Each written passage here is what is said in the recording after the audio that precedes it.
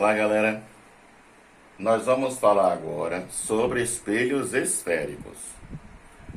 Os espelhos esféricos nada mais são do que um corte de uma esfera que tem superfície polida, ok? Nós temos dois tipos de espelhos esféricos, o espelho côncavo e o convexo. Qual é a diferença entre eles? No espelho côncavo, tá aqui, olha, a superfície interna é que é a refletora. Observe, a superfície interna aqui, ela reflete, certinho? Como você vê lá nos espelhos que tem em loja de cosmético, em óticas, né? E aqui você tem o espelho convexo, onde a superfície externa que é refletora. Naqueles espelhos que tem em ônibus, que tem em garagem de prédio, espelhos convexos de vigilância, por exemplo, que tem em farmácia, supermercado, por aí vai. Ok? Então, nós temos os espelhos côncavo e convexo. Ótimo. Bom, os raios de luz, eles incidem nos espelhos e são refletidos. Mas alguns raios de luz, eles são especiais. São chamados raios notáveis ou raios particulares. Vamos rever esses raios agora. Esses raios servem para daqui a pouco nós construirmos as imagens conjugadas, formadas nos espelhos esféricos, certinho? Fala, não me diga! Bom, nós temos 4 raios de luz, 4 raios particulares. Eles têm um comportamento especial e nós vamos usá-los daqui a pouco. Observem bem. Primeiro raio de luz particular é esse daqui. Todo raio que chega paralelo ao eixo, ele reflete na direção do foco. Chegou paralelo, incidiu paralelo, ele reflete na direção do foco. Observem que esse espelho aqui é o espelho convexo, não é? O foco dele se encontra atrás dele, certo?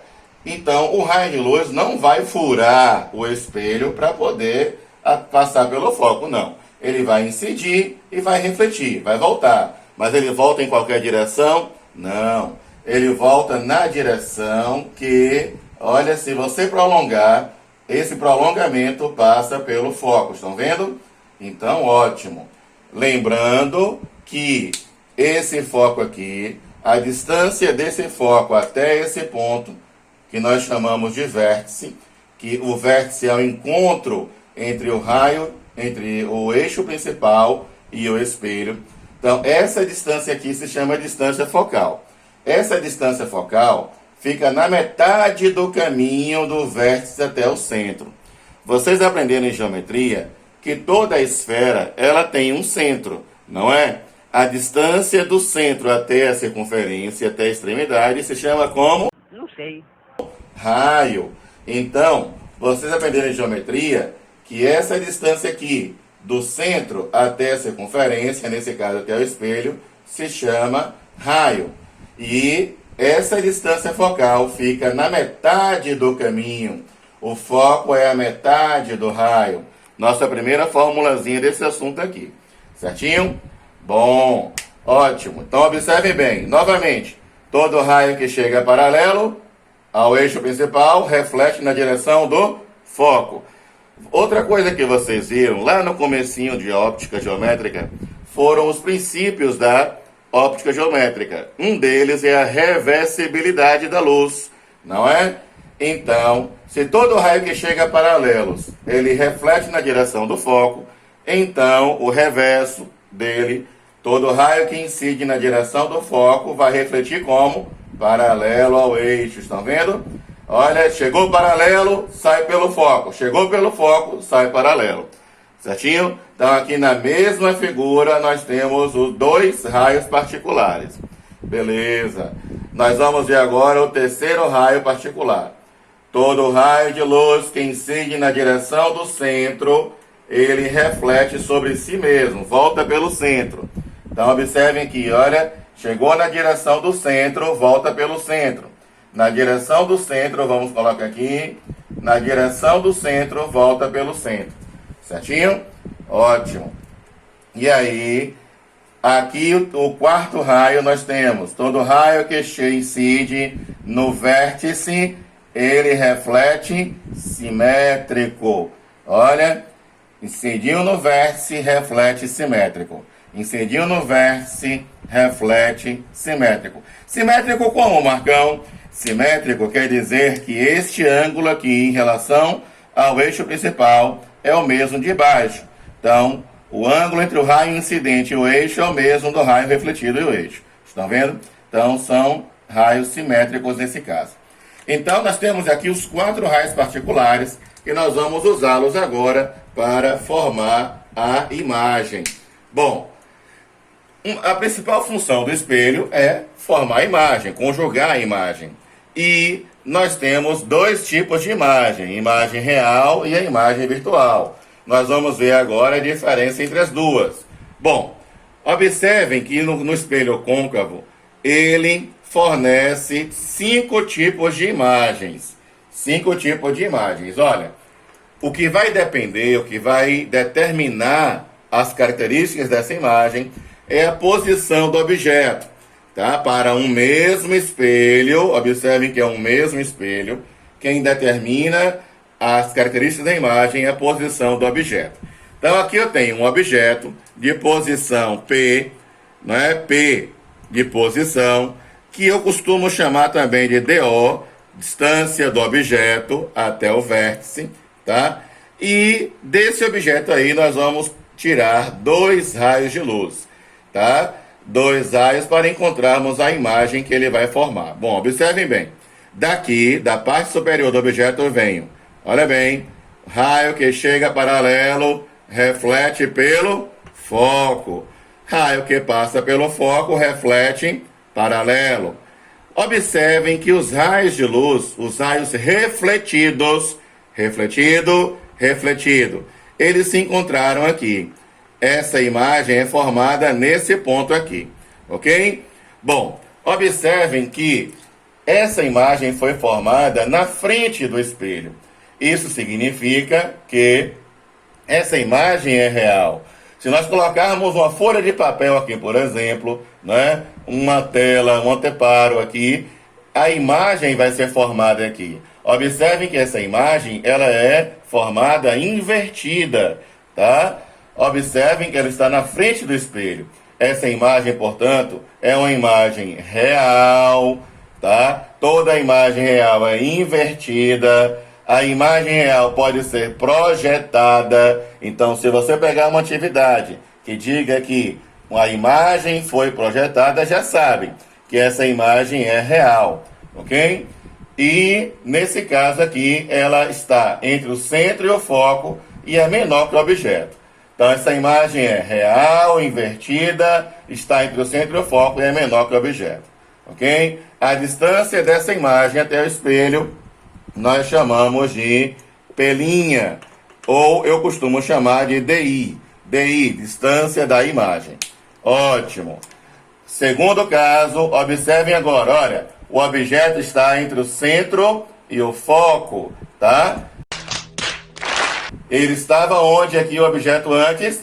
Estava além do centro, estava afastado, estão vendo? Estava afastado, a imagem foi formada aqui. Vamos aproximar agora o objeto. O objeto agora está sobre o centro. Estão vendo? A imagem vai ser formada como? Vamos lá? Pegar os raios particulares. Raio paralelo, passa pelo foco. Raio pelo foco, paralelo. A imagem vai ser formada no centro. Estão vendo? Objeto no centro e imagem também no centro. Continua na frente do espelho? Continua. Ela continua real, então? Sim. Toda imagem real, ela é o quê? Invertida. E onde é que ela está aqui? No centro. Então, essa imagem, ela é real, invertida, está no centro e tem a mesma altura, o mesmo tamanho que o objeto. Ótimo. Anotem aí essas características, tá? Não anotei aqui por causa do espaço. Mas anotem aí, pausem o vídeo, né? E anotem essas características. Bom, o terceiro caso, no espelho côncavo ainda, é o objeto entre o centro e o foco. Observem. Olha, aqui vamos lá. Raio paralelo, passa, reflete pelo foco. Raio que passa pelo foco, reflete paralelo. A imagem vai ser formada além do centro. Então, objeto entre o centro e o foco, a imagem é formada além do centro. Está um pouquinho além do centro aqui, estão vendo? Ótimo. Então, ela continua real. Observem que esse terceiro caso é o inverso do primeiro caso. Estão vendo? Objeto além do centro, a imagem entre o centro e o foco. Aqui agora, objeto entre o centro e o foco, a imagem além do centro. Continua real, invertida e maior que o objeto, está além do centro. Observem que, voltando para o primeiro caso, do primeiro até o terceiro, observem, olha, aí o objeto foi se aproximando e a imagem foi se afastando. À medida que o objeto se aproxima do plano focal, a imagem se afasta e aumenta o seu tamanho, a sua altura. Observação para a prova, tá bom? Vamos colocar o objeto agora aqui sobre o foco. O objeto está sobre o foco agora. Vamos lá? Raio paralelo, reflete pelo foco. Observem que como ele está sobre o foco, não tem como eu fazer o raio passar pelo foco. Eu vou usar o quarto e último raio particular que eu tinha explicado agora há pouco. Então, raio que incide no vértice, reflete simétrico. Observem que esses dois raios refletidos são paralelos. Eles não vão se encontrar, pois lembre que para a imagem ser formada, os raios refletidos têm que se encontrar. Eles não vão se encontrar, pois são paralelos entre si. Se você prolongar para trás também, a mesma coisa. As linhas pontilhadas, os prolongamentos também não vão se encontrar. Ou seja, não vai formar imagem, tá? A tendência desses raios é irem para o infinito. Não tem uma imagem própria. Então, essa imagem é chamada de imagem imprópria. Ok? Muito bem. O quinto e último caso para o espelho côncavo. O objeto agora está entre o foco e o vértice do espelho. Então, você vai ter aqui, olha, raio paralelo, passa pelo foco, incide no vértice e sai simétrico. Observem agora que nesse caso, os raios refletidos, os raios efetivos refletidos, não vão se encontrar. Estão divergindo, um para lá, outro para cá. Mas se você prolongar para trás, eles vão se encontrar e formam uma imagem atrás do espelho. Essa imagem que está atrás do espelho, ela é uma imagem direta. Observem, olha, ela é direta em relação ao objeto. Observem aqui que a imagem real, ela é sempre o quê? Invertida em relação ao objeto, tá? Aqui nesse caso, observem que no quarto caso, que uma aplicação direta para esse caso aqui é o farol do carro, do veículo. O Fusca, por exemplo, como eu comentei em sala de aula, que o farol do Fusca é uma aula de óptica e de geometria, né? Então, o farol se encontra no foco do espelho côncavo que está atrás, né? Naquele farol ali, e a luz ela é enviada o mais distante possível, certinho? Já nesse caso aqui, no quinto caso, você tem o quê? O objeto pequeno, que estão vendo, forma uma imagem virtual enorme, maior. Toda imagem virtual, anota aí, ela é direta. Nesse caso aqui, ela é maior que o objeto, se encontra atrás do espelho, certinho? A sua posição, a sua abscissa, ela é negativa, certinho? Muito bom. Aqui é como eu comentei em sala de aula, onde você vê lá, quando você vai ao dentista, ele coloca aquele espelhinho lá na sua boca para ver, não é? Como estão os seus dentes. Aquele espelhinho ali é um espelho côncavo e mostra para o dentista uma imagem assim, virtual e maior. Por isso que ele encontra as cáries que você não tinha visto em casa, ok? Do espelho convexo tem um único caso, tá? É uma única imagem no caso. Você vai ter aqui, olha, o objeto tá aqui na frente do espelho. Aqui eu tenho o foco, aqui eu tenho o centro. Vamos lá? Aí vai, raio paralelo, reflete na direção do foco. Raio que incide no vértice, reflete simétrico. Ok? Então tá aqui. Observem, se eu prolongar esse raio refletido, os prolongamentos vão se encontrar aqui. Sempre que os prolongamentos se encontram, a imagem formada é uma imagem virtual. Basta ter um prolongamento para que se encontra, né, com outro prolongamento ou com raio efetivo, que a imagem é virtual. Então essa imagem aqui ela é virtual, mas observem que ela é diferente do espelho côncavo, menor que o objeto, tá? Se encontra atrás do espelho. Então podemos falar o seguinte, que o espelho côncavo, ele pode formar a imagem virtual, maior que o objeto. O espelho convexo, ele só forma a imagem virtual. Nesse caso aqui, menor que o objeto, ok? Tá bom.